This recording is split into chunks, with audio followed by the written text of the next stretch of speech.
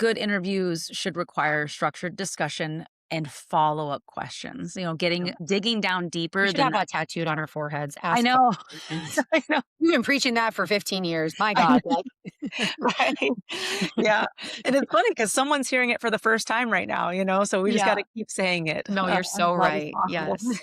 Good Yeah. follow up questions. Welcome to Don't Tell Me About Yourself, the podcast where old school hiring meets a modern reality check. I'm Lorna Erickson. And I'm Victoria Gates, and we're the co founders of Expert Interviewers. Between the two of us, we've got 40 years of hiring experience. We've studied interviewing techniques. We've trained thousands of people globally to stop making the same mistakes over and over again. And we've got 340,000 people following us online because apparently everyone has a story about a bad interview. You know the ones, the illegal questions, the 45-minute monologues, showing up late with no apology. So every week, we're tackling the biggest subjects in hiring. We bring real stories, real data, and real talk about how to make interviews actually work for everyone. Because great hiring isn't luck, it's a practice skill. So whether you hire, apply, or just love a good interview train wreck, the show is for you. Fake candidates aren't just a wild headline anymore. It's a real interview problem. In a recent survey of hiring managers, 1 in 3 of them reported discovering a candidate using a fake identity or a proxy in an interview. And about a quarter of companies reported losing over $50,000 in the past year due to hiring fraud. In this episode, we're going to unpack why fake candidates exist, who actually benefits from them, what this looks like at different stages of the hiring process, and how companies can start to put in guardrails to help with it without turning interviews into interrogations or scaring off great talent. Yeah, nobody wants that.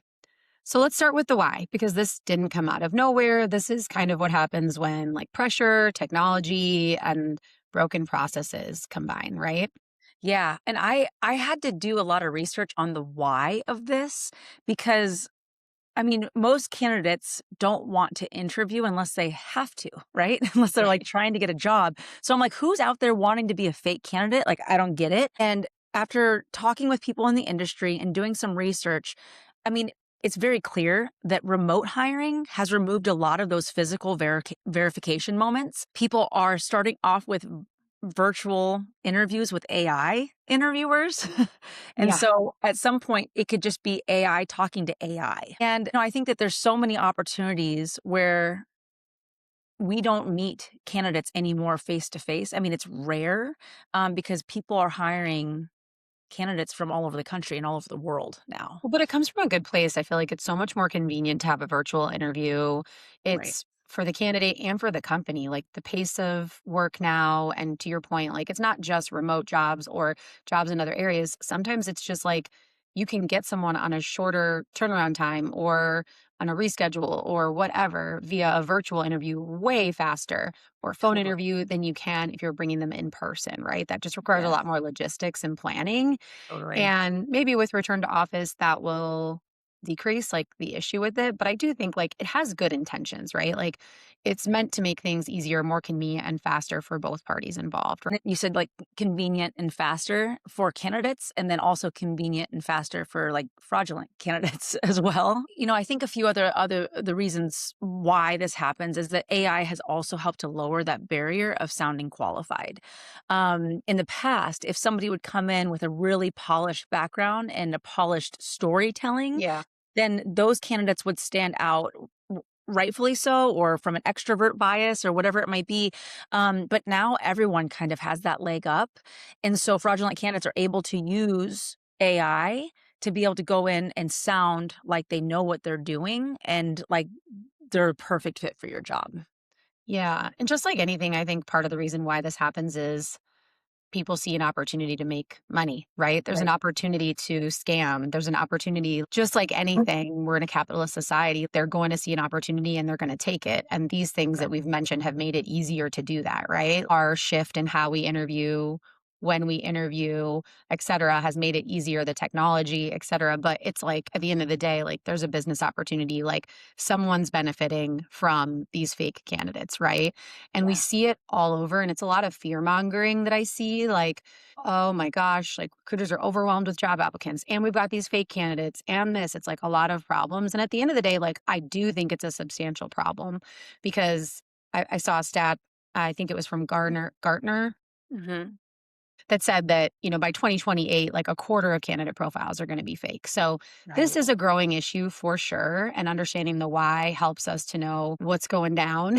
But at the end of Yeah. the day, the problem's not necessarily going to go away. So I think it's interesting to talk about who are those people Yeah. that are making the money or benefiting from this, because it does seem, to your point, like a little counterintuitive. Like, who would want to be a fake candidate? I know, right.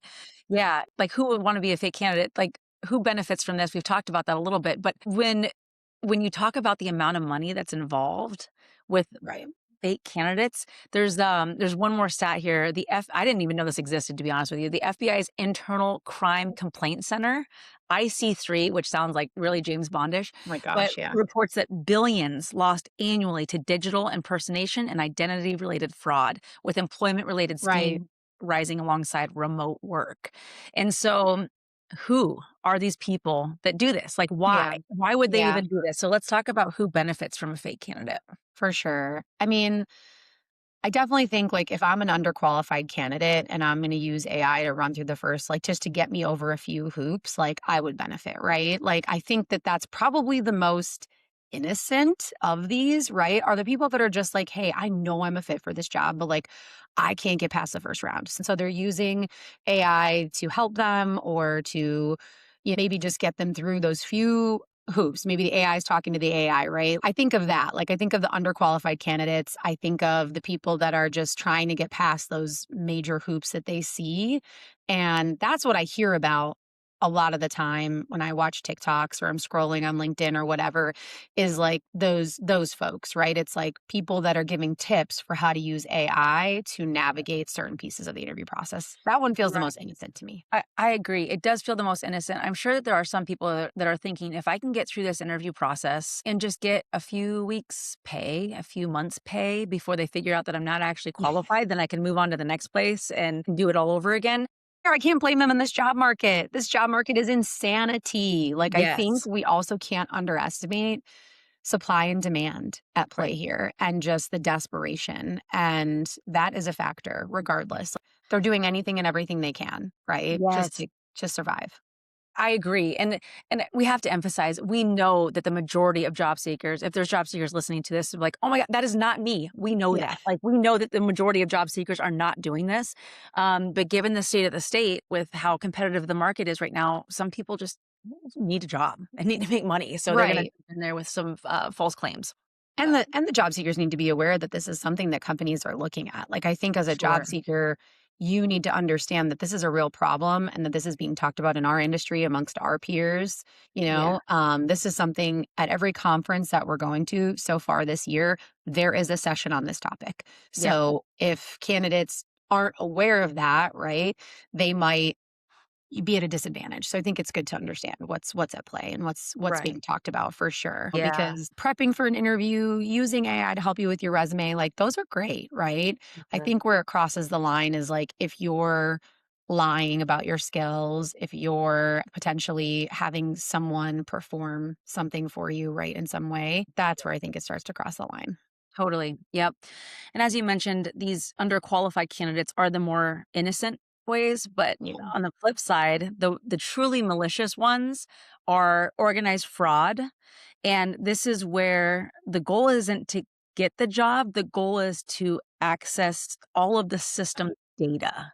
And when you think of it that way, it's like that I mean, hiring the wrong person for a couple months is one thing, but Hmm. inviting somebody into your company that is going to strip it of all of the internal information that your company has is something Yeah. so much scarier. Like, this is the truly malicious organized fraud, and who Yeah. benefits, this is who benefits from it. It's like a giant one of those, email phishing scams, but way more Mhm. sophisticated and way more elaborate, right? Like, it's Yes. like trying to get people's credit card numbers, social security numbers. My grandpa used to get those calls, like, where someone's Mhm. calling him, "Hey, do you wanna donate? Give us your credit card number," Right. that type of thing, but it feels like this is way more sophisticated and intense. There was a story on LinkedIn where, one of the companies from this particular thing where they were trying to get in experienced a $350,000 cost from a fraudulent new hire. So the risk is really huge for Right. this one. And I can totally understand the companies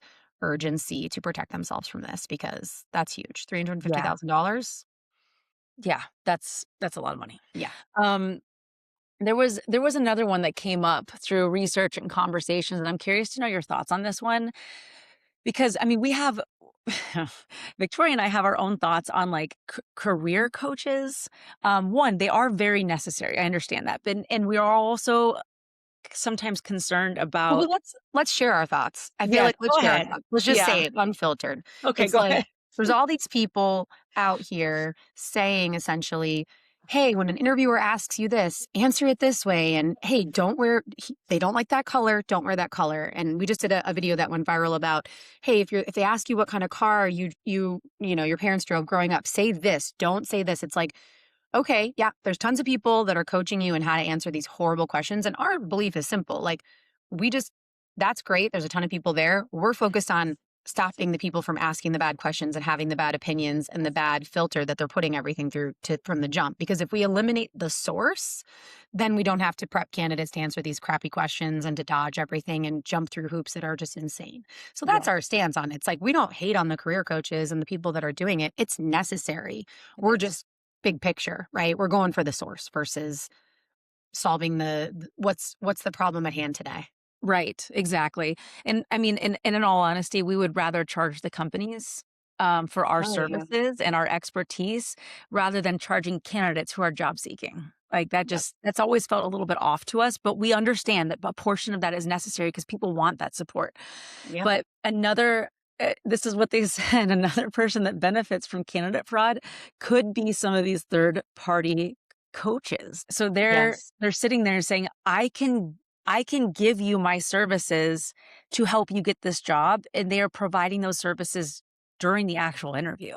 Like, they're either in the Yeah. person's ear, they're sitting next to them, they're typing things out for them. I mean, these like live assist interviews. And I'm like, that would increase your success rate if you are helping each individual you're with get the Yeah. job in the actual interview seat. So that's somebody else Yeah. who benefits from it. Yeah, I've seen the craziest thing I saw related to this. It's like the people giving tips and writing them things. Like, definitely, when you're charging a job seeker a significant amount of money to help them get a job, like it doesn't sit great with me personally. So I don't love that. But the craziest thing I saw that people are doing this in this category is something called whisper coaching, which I was like, first of all, I've never heard that term. Have you? No, I hadn't. I mean, it's essentially what you had said with them being in their ear, but like you're in an interview and Mhm. you have like essentially a mic in your ear or an AirPod, right?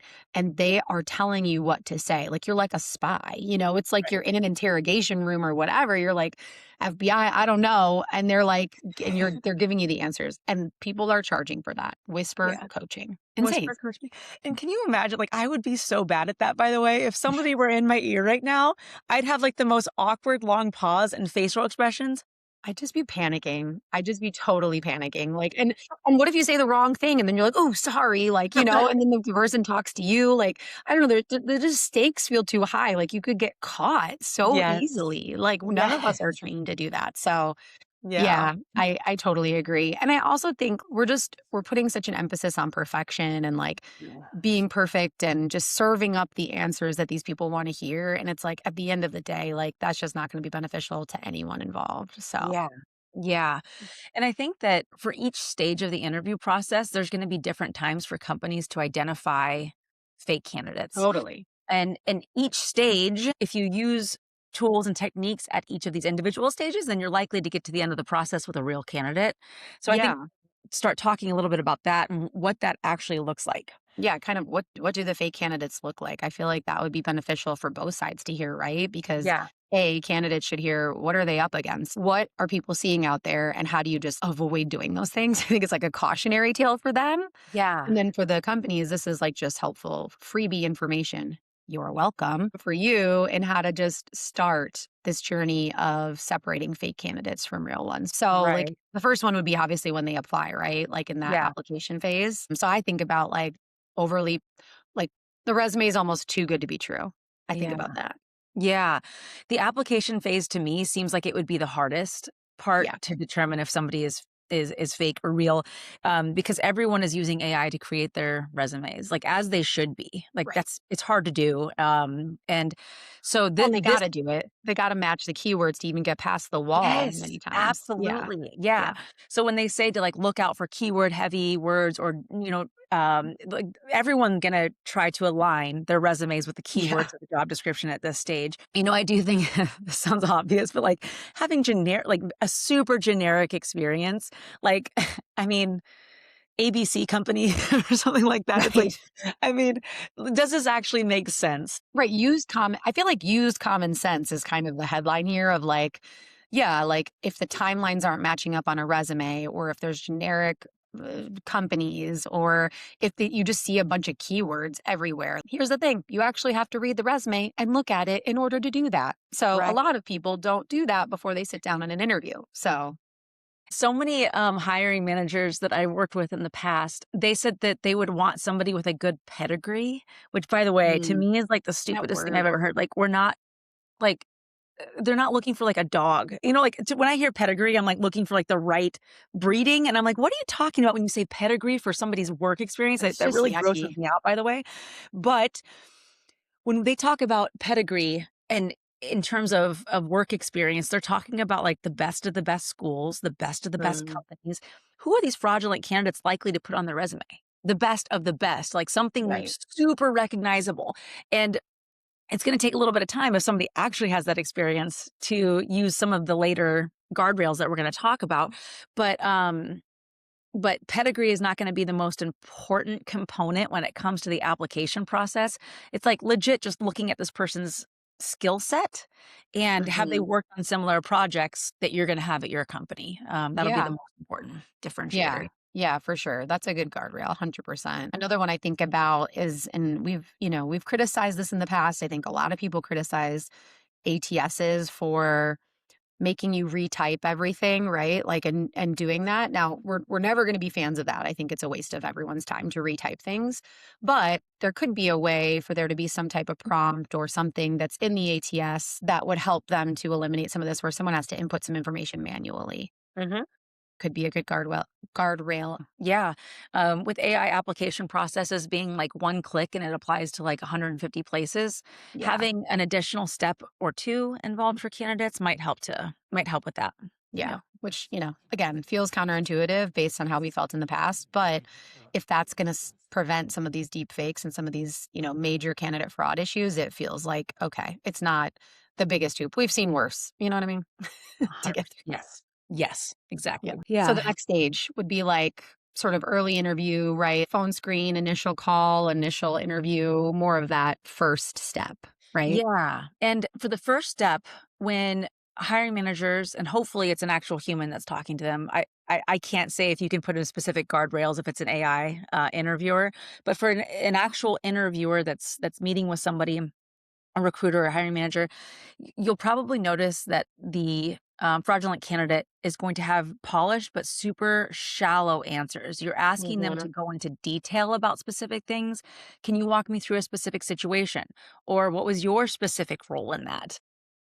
Right. Going a Or layer deeper essentially will yes, help you to yeah. determine that for sure. Yep, Yeah. that'll probably stall them. And Yeah. you'll notice it. They can't prove it. The word that comes to mind that I feel like I would think of a candidate in this stage is just shallow. Mhm. Yeah. Like, Lady Gaga, shallow. Like they're just gonna be really surface level. They're Yeah. gonna be super polished. Like, I don't want to make everyone that's listening to this like a super insane cynic, right? But I think you just gotta use your common sense and understand that just because you're hearing this shiny, beautiful answer, right? Validate that, go deeper, dig in, right? Clarifying questions, follow up questions, Yeah. because you're not going to get that substance when you're dealing with someone who's fake. Totally. And obviously a shameless plug here for training your hiring managers, but this is where you actually need it. This is where it counts. One of the things that we talk about in the training is are these shiny answers? And when you're asking questions, even if they start off as really good questions, like scenario based or behavioral interview questions, if you're not prepared to ask the follow up questions and know which information you've already received, then you're never Right. going to get to the bottom of it. But the vague answers are the answers that sound phenomenal. They're gonna have a lot of generalities. Usually when that happens, I do this, typically blah blah blah. And fraudulent candidates are going to want to use like kind of skirt around the outside of it and not get specific because it's hard. It's really hard to get Yeah. specific. It's hard to make up something on the fly. And so if you're armed with these good follow-up questions, to your already good behavioral based questions or motivational fit questions, then you're going to be able to sniff it out extremely quickly. Yeah, and I think you bring up a great point. Like, we don't need to overcomplicate it. Some of the basic things that you learn when you go through interview training or when you prepare for an interview essentially will help you here. Yeah. So, I think that's a really good point that it's not necessarily some like big, complicated, sorted plan for how you're going to uncover this. Use some of your common sense, have a little alert that goes up when the answer is too shiny or too surface level. And then hopefully you've gone through some training and you can apply some of what you've learned for vague or hypothetical answers and how to uncover those. So Yeah. seems Yeah. pretty straightforward. It does. And I think that some of the like the specific guardrails you can put in at this stage is to have like I mean tip we don't recommend having too many interviewers. That'll be a whole nother podcast that we have. Will be multiple. Exactly, yeah. But having the recruiter screen, having good documentation of what that candidate said during that interview, and Mhm. then the next hiring, you should only have 1, maybe 2 other hiring managers involved in the interview process at that point. But this is Right. why documentation is so important to see if there's those inconsistencies in the candidate's answers, and then to also make sure that each of you, with your own responsibilities for the interview process, got the information you needed to determine if the person can actually do the job. And I feel like what you're talking about probably comes into play in like future interviews because what we were talking about originally was like early stages. And then we're saying, hey, as you get into a second interview or beyond, Yep. you need to have the ability to have some type of visibility into, and there's many tools out there that allow this. And there's so much more support than we ever had back in our Right. day that support this, but that inconsistent answers, if you are interviewing in a vacuum, and so is the other people within your teams, like Mhm. that's going to be an issue. So I think the ability to see what you've covered, what the prior interviewers have covered and reviewing that and looking at that or having some type of insight there is critical, especially for second Yeah. interviews and beyond. Yes. Yeah, Absolutely. you're right. So the early interview stage, like, has to communicate with the later interview Yeah. stages, and each of them have their And each of vice their versa. Yeah. yeah, but it's like that communication needs to happen in order to make sure that each stage knows their responsibilities. Yeah. Another thing I think about in like the later stages too, it's like if there's just any sudden change. So if the person was super like shiny at the beginning and then they've shifted into being like totally different round two, or if Mhm. they were way more in depth in round one. So I think like not just inconsistencies in what they're saying, but like how they're Yeah. saying it. And if you're having to ask a ton of follow up questions at the beginning and all of a sudden they get way better at interviewing or vice versa, it's like, huh, to me, that might be something to be on the lookout for. Like Yep. it's they could have prepared better, right? They could have learned. But Right. usually, I mean, hopefully you're not interviewing months apart for these first couple steps, right? Yeah. So you couldn't have improved that much, in my opinion. So if, Right. interviewer one is like, hey, I had to ask a ton of follow up. Like they weren't giving me a lot. And interviewer two is like, really? Like they gave me detail on every single piece. It's like, okay, huh, that might be something to verify. It literally could have been a different person. Like, it Yeah, literally could have been a different person. exactly. Yeah. Okay, so we made it through the early stage, late stage processes, and now Oh, well, let's say there's one more for late stage oh, that is I was there? actually Oh, thinking yeah. of. Like, very rehearsed answers. The answer could have been ChatGPT speaking to you. I Mm, think, like, over rehearsed. And that's something we see even in just, candidates that aren't fake that are just trying to tell you what you wanna hear, which again, right. we train you how to get around that. But so when their answers are buzzy, right? I think we talked about that in the application stage, but like in the later stages or as they go along, if it's just an over rehearsed answer, I will say, job seekers, we see you and sometimes you've answered the same question 5 times. Right. That is not your fault. So if you Right. have a rehearsed answer because Yes, of that, we don't blame you. But exactly. I think about people that have an interview like a virtual one, and then Mhm. they have something that they're just like reading off in that way. Too Yeah. perfect. Okay, so then transitioning to the offer stage and after, what are some of the things that could be fishy about that? Well, I mean, when the person shows up and the identity is different, like they're totally different person, that's happened, Do you and do that you is remember that jarring. conversation we had at HR Tech? Yes, I yes. couldn't believe it when Let's share. Yeah. yes. So we were doing feet on the street interviews at HR Tech, and somebody was saying that they interviewed a candidate throughout the entire process, and somebody completely new showed up to do the paperwork. And this was an in-person paperwork, and they like, Right. "Who are you?" And it was Right. somebody completely different. It was like a proxy interviewer. Yeah, that was crazy. That blew my mind. And I think for you and I, we had been like, "Oh, we didn't realize that it was that insane," right? So, Right. I definitely think any confirmation of, okay, we did a virtual interview or an in-person interview, and this is the same person, I think is a really good step that people can take to make sure that they're not hiring a deep fake. I also think of like people that are like dodging that onboarding. Like if Mhm. there's delays in what they're doing, so they're rescheduling, they're trying to do it virtually versus in person, so that like sort of avoidance of being Yes. in person or delays in what they're doing, like they change their shipping address or mailing address for their remote role all of a sudden Yep. changes. Things like that would put up red flags for me. Right. Yeah, avoiding that live interaction stuff. So they're like, "Hey, can you just actually just send me the link for all of my onboarding paperwork? Right. Just send me the link for all the systems I need to get Uh-huh. caught up in." Thing like that, obviously, you'd be like, "That is fishy." Yeah. Yep.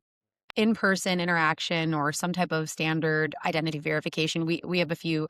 I know there's a couple companies out there that do some really great work with some of this and can Mhm. help, and having that in-person live onboarding. And then I think just anytime your automated processes have human checkpoints. Like if you're just the background, you're doing it to yourself. And that's with any AI process, but specifically here, you're really putting yourself at risk. Something I've been thinking about, because I think I've been averse to this conversation because I do have a soft spot for candidates, and that I feel like it's already so tough on them and they're already battling against so many things. And now they're going to have to prove that they're real. I kind of at first felt like, oh God, like, aren't they just like, we're already have enough? Mhm. And I just think about, can we really blame them? We've sort of put them in this position where they need to be perfect and they need to say the right things and they need to check the boxes and pass the screens. And like, we've kind of done this to them. And Right. our society does filter everything for perfection. So why wouldn't they? Like, just Right. we've kind of taught them to do this. And it's like, and now we're saying, oh, well, now that's suspect. Now we're going to look at you. It I just know. feels a little unfair. It does. It does seem unfair, and I think that companies need not assume that every candidate is fake. Giving the candidate the benefit of the doubt that they are a real life human being that really Right. is genuinely wants your job, and set up some of these guardrails on the outside just to protect themselves. 'Cause you Yeah. don't wanna ruin the candidate experience Right. just for the sake of a small fraction of the fake people that could be Right. applying for your 'Cause I job. just don't want people to become like these detectives and like it becomes Right. their entire personality, because it will. Some of these interviewers will be like, I'm going to find the fake ones. That is not what we're saying. There is going to be fake ones that come up. Absolutely. But you cannot approach every single candidate with like, prove to me that you're real, because Yeah. that is not going to be an effective strategy. So when we talk about these guardrails, and I think, things that you can do, these tips are to help you to identify when there is one, but Mhm. you should assume that the person is real up until that point. Like, it's almost like giving a person an A and then letting them sort of lose it. It's like, assume the Exactly. person is good and then let those things dictate where you go with it versus the other way around. You got to work your way. You got to work for an A. You're starting in an F. That feels wrong. Right, exactly. Yeah, Yeah, that's gonna ruin a candidate experience in a heartbeat absolutely. for sure. Yeah. Yeah, there was one term that I like to use, for these guardrails, and it was the Swiss cheese rule. It's Mm, like every aspect of this process will have some holes in it, these guardrails that you put in place, but if you layer them onto each other, then those holes should be a lot smaller, and you're yeah. less likely to let a fraudulent candidate through this way. Melt them together just like a grilled cheese sandwich, and you Yeah, won't see those holes anymore. That's what I think about. exactly, yeah. 'Cause, yeah, at the end of the day, like, people are gonna use AI, and they're gonna use these career coaches, and they're gonna help. That's just a fact. It doesn't ding someone, in my opinion. You shouldn't be like, "Oh, you used AI, that makes you a bad candidate."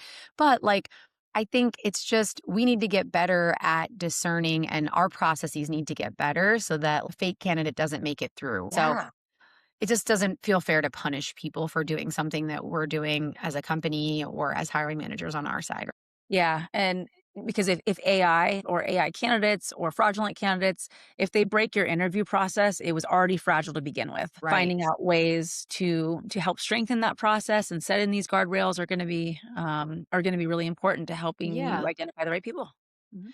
Yeah. So shifting away from like being detectives For and sure. more so looking at how do we make our interview processes, how do we design them so that this becomes irrelevant, right? Like this doesn't these fake candidates are not a factor because our processes are set up so that they're not able to make it through. And so to take away the things that we've talked about earlier on is setting up a clear structure that Yep. reduces these opportunities to be fake. So having a clear set structure from the very get-go. I always preach transparency a lot on both sides, and I think it's actually an anti-fraud measure. You don't feel like you need to have a proxy interview when you feel clear on what the company's looking for and they're being upfront about their processes. So it actually breeds more of that trust and more, I think, honest, real candidates versus those fake ones. Absolutely. Yeah, and good interviews should require structured discussion and follow-up questions. Yep. Digging down We deeper should than have that. that tattooed on our foreheads. I Ask know. questions. I know. We've been preaching that for 15 years. My I God. right. Yeah.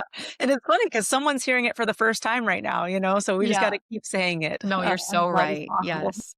Good Yeah. follow-up questions. Yeah, I mean, at the end of the day, like, fake candidates aren't going anywhere, and Mhm. that's not gonna be the future of how hiring goes, but if your system isn't designed to screen for those, you're just gonna keep inviting those people in, right? So if your process is poor and very automated without human touch points, without guardrails, without this discerning eye of follow-up questions and whatnot, like, you're kinda doing it to yourself. Well, that was fun. It Thanks, was. y'all. Yeah. We'll see you next week. See you next week.